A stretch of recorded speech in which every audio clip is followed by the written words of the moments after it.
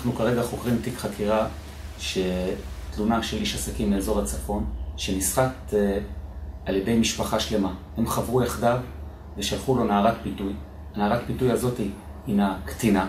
לאחר שהם צילמו את המפגש האינטימי, הם פנו אליו בשני, כאשר הם למעשה מאיימים עליו שיפרסמו את הצילומים האינטימיים, הן ברשתות והן בקרב המשפחה שלו.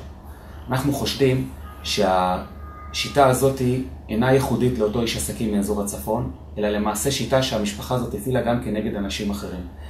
לפיכך אנחנו מבקשים את עזרת הציבור, ואם יש אנשים שנסחטו באותה שיטה של הפעלת קטינה לצורך מפגש אינטימי ולאחר מכן נסחטו כספית, שיפנו למשטרה לצורך קידום החקירה.